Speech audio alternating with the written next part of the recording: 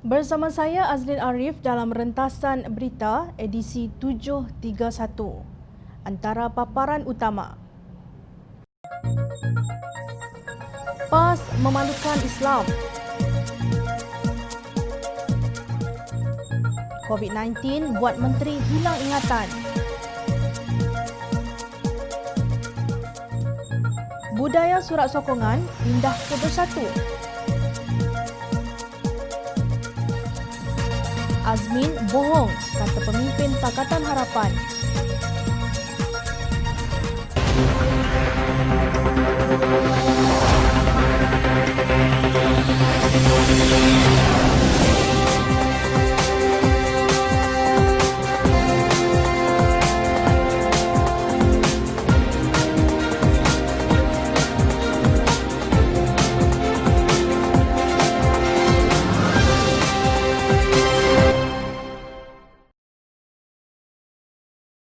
Assalamualaikum dan salam sejahtera.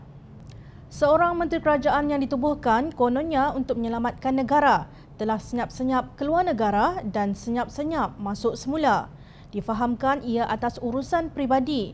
Justru rakyat tak kisah jika menteri mahu ke mana-mana atas urusan peribadi asalkan tidak menggunakan dana negara. Malangnya zaman ini bukan zaman aman. Rakyat boleh ke sana dan ke sini ikut suka hati. Zaman ini ialah zaman Perintah Kawalan Pergerakan PKP COVID-19.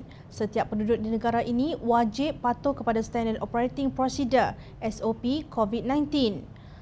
Menurut Pengarah Kesihatan Tan Sri Dr. Nur Hisham Abdullah, mereka yang memasuki negara ini wajib melalui ujian saringan COVID-19 di semua laluan laut, darat dan udara.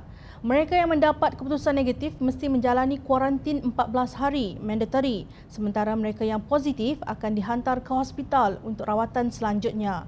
Menteri Perusahaan, Peladangan dan Komoditi Datuk Dr. Muhammad Khairuddin Amar Razali telah mengunjungi Turki sehingga 7 Julai. Namun, beliau telah berada di Parlimen pada 13 Julai selain menghadiri pelbagai program lain.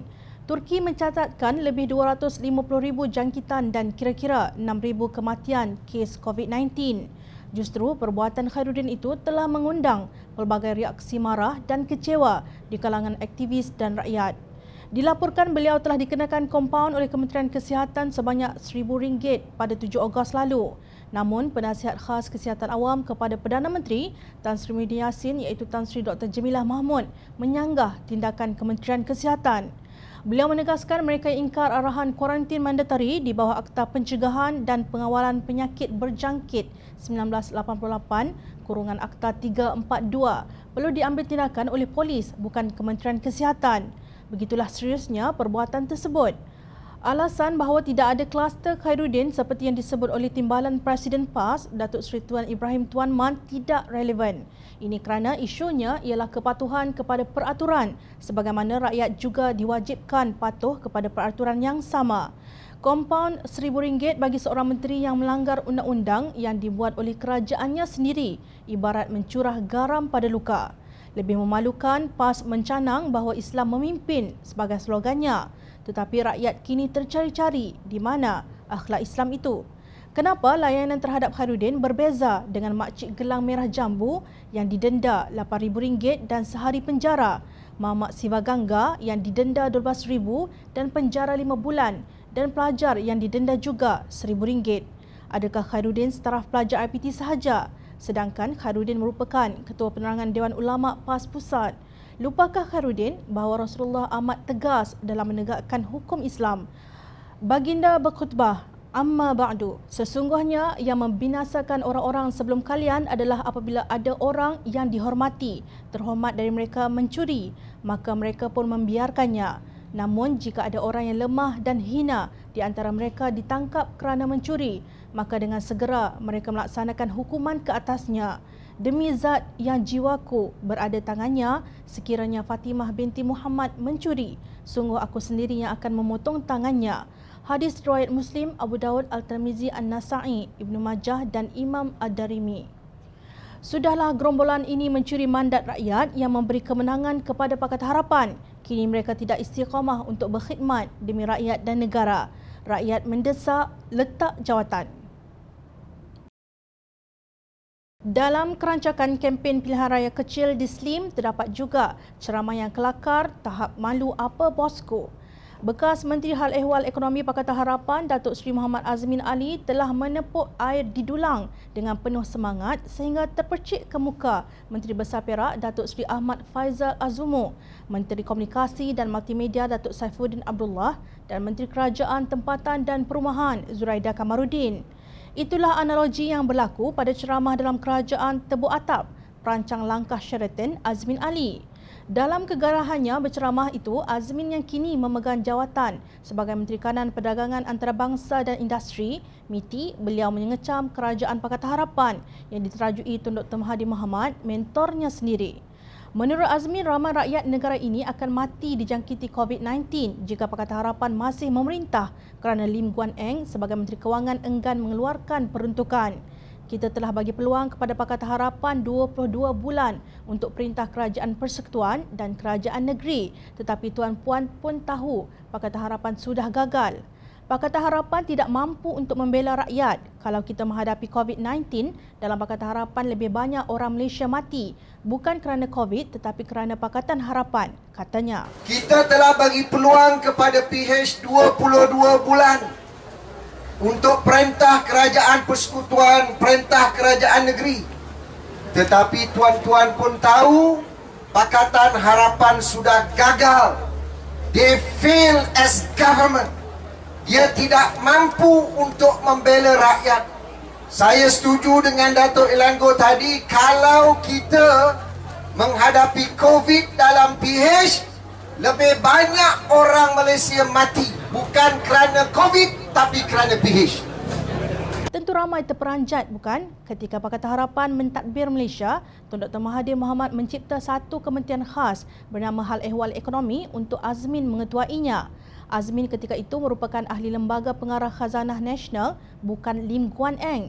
Struktur ini berbeza dengan keadaan sekarang kerana Azmin menduduki ahli Lembaga Pengarah Khazanah Nasional bersama-sama dengan Perdana Menteri Tan Sri Muhyiddin Yassin dan Menteri Kewangan Tengku Datuk Seri Zafrul Abdul Aziz.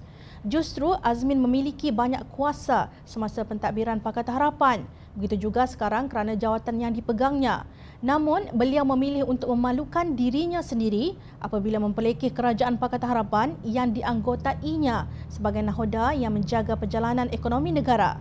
Bekas Menteri Kesihatan Datuk Seri Zulkifli Ahmad menganggap Azmin berbohong dalam ceramahnya. Truth be told, mati kerana Kerajaan Pakatan Harapan. Sehingga 24 Februari, 24 kes positif COVID-19, 22 dibenarkan pulang dan hanya 2 masih ditahan di ward. Siap pemimpin Pakatan Harapan itu menerusi Twitter. Beliau berkata adalah memalukan Azmin dan Saifuddin tidur walaupun sepatutnya mereka bekerja. Sebaliknya mereka merancang daulah terpendam menerusi langkah Sheraton. Sleeping on the job and indeed state, langkah Sheraton. Shame on you guys, ujarnya. Jom Channel bersetuju penanganan virus COVID-19 amat menakutkan orang ramai kerana ia boleh membunuh. Tetapi hari ini kita mendengar bahawa virus COVID-19 juga boleh membuat menteri yang kononnya bijak menerajui negara hilang ingatan. Hakikatnya mereka yang kini berceramah mengecam Kerajaan Pakatan Harapan telah menggagalkan usaha Kabinet Tun Dr. Mahathir yang ikhlas mahu memulihkan ekonomi negara. Untuk rekod, Bank Negara Malaysia mengumumkan bahawa keluaran domestik negara kasar KDNK suku kedua 2020 menguncup sebanyak 17.1%. Negara yang ditadbir oleh gerombolan Tebuk Atap kalah dengan Singapura yang mengalami pengecupan 13.2% dan Indonesia yang menghadapi pengecutan 5.3%. Hakikatnya, KDNK pada suku kedua 2020 turun sebanyak 59.6 bilion ringgit perbandingan tahun ke tahun dengan suku kedua 2019 dalam era Pakatan Harapan. Tukaran wang asing juga masih lemah iaitu RM4.18 bagi setiap $1 Amerika. Pada tahun 2019 ketika kerajaan dikuasai Pakatan Harapan, kadar purata bagi setiap $1 Amerika ialah RM4.13. Nah, kerajaan manakah yang gagal? Satu dunia mentertawakan kita. Ketua Pergerakan Pemuda UMNO, Datuk Seri Ashraf Wajdi Dusuki, dilaporkan berkata UMNO tidak lagi mengamalkan budaya surat sokongan demi kepentingan ahli parti itu. Jelasnya, Pemuda UMNO tidak merestui perbuatan pemimpin mengguna pakai kedudukan sebagai menteri atau timbalan menteri untuk melakukan perkara yang bertentangan dengan undang-undang negara. Kita tidak sesekali akan merestui sebarang bentuk tindakan ataupun usaha yang menyalahi prinsip undang-undang dan juga moral. Dalam konteks ini, walaupun ada suara-suara sumbang mengatakan bahawa ini budaya UMNO lama, saya ingin tegaskan bahawa budaya ini sudah lama dibersihkan selepas 22 bulan UMNO dan Barisan Nasional sudah tidak lagi menjadi kerajaan, katanya dalam satu kenyataan pada 10 Ogos lalu. Beliau berkata demikian sebagai mengulas kenyataan Wan Ahmad Faisal Wan Ahmad Kamal yang bersedia mengeluarkan surat sokongan.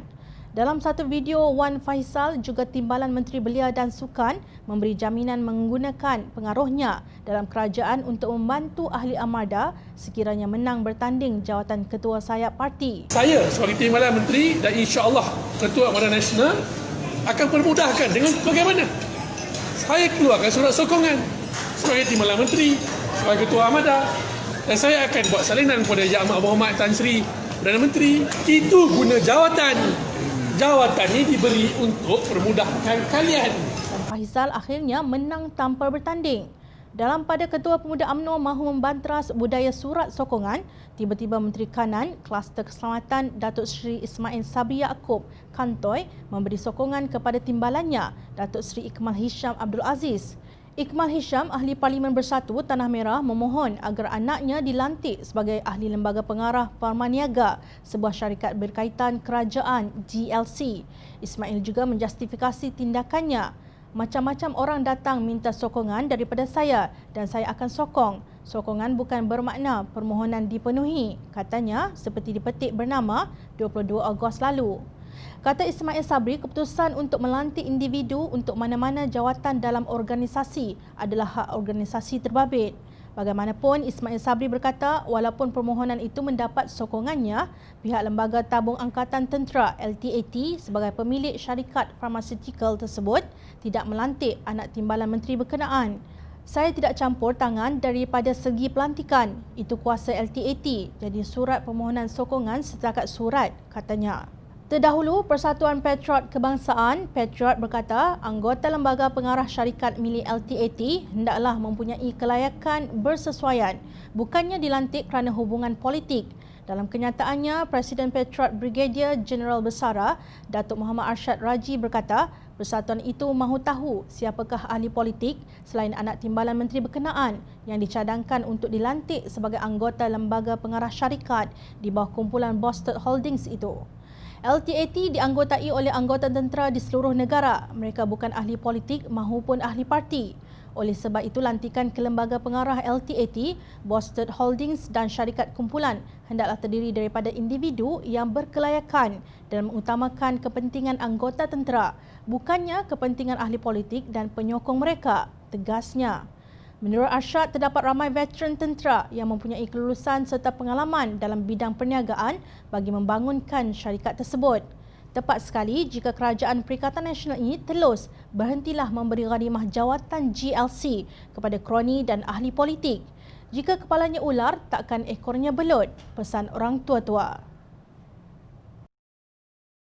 Menteri Perdagangan Antarabangsa dan Industri MITI Datuk Seri Muhammad Azmin Ali mendakwa bahawa ramai rakyat negara ini akan mati dijangkiti COVID-19 jika Pakatan Harapan masih memerintah. Beliau juga mendakwa Lim Guan Eng sebagai Menteri Kewangan enggan mengeluarkan peruntukan apabila diminta. Dalam satu persidangan media, Lim Guan Eng dan bekas Menteri Kesihatan Datuk Seri Zulkifli berkata kenyataan Azmin itu adalah melampau, bohong dan tidak bertanggungjawab serta jahat. Beliau mengulas dakwaan Azmin bahawa banyak nyawa rakyat akan melayang dalam menghadapi wabak COVID-19 ketika pentadbiran PH kerana Menteri Kewangannya enggan mengeluarkan peruntukan. Jelas Lim lagi dakwaan Menteri Perdagangan Antarabangsa dan Industri itu juga satu pembohongan. Beliau sebut masa Pakatan Harapan memerintah, saya sebagai Menteri Kewangan tak beri wang cukup untuk tangani COVID-19. Ini satu fitnah dan pembohongan kerana ia adalah sebaliknya. Kerajaan dah maklum Kementerian Kesihatan Malaysia, KKM dan Menteri pada masa itu juga boleh sahkan bahawa kerajaan akan berikan segala sumber yang perlu untuk pastikan petugas barisan hadapan kita jalankan tugas mereka sebaik mungkin, kata Guan Eng di lobi Parlimen hari ini. Ini juga satu fitnah, satu pembohongan kerana kedudukan sebenarnya adalah sebaliknya. Malah ada banyak itu kenyataan yang boleh buktikan bahawa dalam menangani COVID ini, pihak kerajaan telah memaklumkan kepada Kementerian Kesihatan dan Yang Berhormat Menteri masa itu boleh sahkan bahawa pihak kerajaan akan memberikan segala sumber yang perlu, termasuk sumber kewangan, untuk memastikan bahawa frontliners kita, iaitu wira-wira dalam Kementerian Kesihatan dan juga pihak keselamatan boleh menjalankan tugas mereka sebaik mungkin. Azmin membuat dakwaan demikian pada majlis ceramah dan berkempen menyokong calon Barisan Nasional pada pilihan raya kecil Slim semalam. Sementara itu, Zulkifli mengulangi kenyataan awalnya bahawa semasa beliau memegang jawatan Menteri Kesihatan, tiada kematian akibat COVID-19. Kata beliau, tatkala meninggalkan jawatan itu, terdapat hanya 24 yang positif COVID-19. 22 daripada mereka telah dibenarkan pulang, sementara 2 orang lagi masih berada di dalam ward. Zulkifli juga berkata tidak ada yang menerima rawatan intensif di ICU. Kita telah bagi peluang kepada PH 22 bulan untuk perintah Kerajaan Persekutuan dan Kerajaan Negeri, tetapi tuan-puan pun tahu Pakatan Harapan sudah gagal. Zulkifli tidak menolak kemungkinan mengambil tindakan yang sewajarnya jika Azmin terus-menerus berbohong mengenai isu COVID-19. Ahli Parlimen Gombak itu sebenarnya ditolak oleh pengundi Gombak sendiri. Justru beliau sangat terdesak dalam mencari pengaruh. Azmin Ali diibaratkan seperti meludah ke langit terhambur ke muka sendiri apabila menganggap pentadbiran Kerajaan Pakatan Harapan selama 22 bulan adalah gagal. Bukankah beliau Menteri Hal Ehwal Ekonomi ketika Pakatan Harapan memerintah? Sehingga hari ini, apa pencapaian beliau untuk merealisasikan manifesto Pakatan Harapan ketika menjadi naib Presiden gabungan itu tidak jelas. Dalam bahasa mudah, jika Pakatan Harapan gagal ketika itu, Azmin bertanggungjawab di atas kegagalan itu. Rakyat memerhati. Teruskan bersama kami di Jom Channel dan layari portal jomchannel.net untuk mendapatkan berita politik tanah air. Saya Azrin Arif, terima kasih. Assalamualaikum dan salam sejahtera.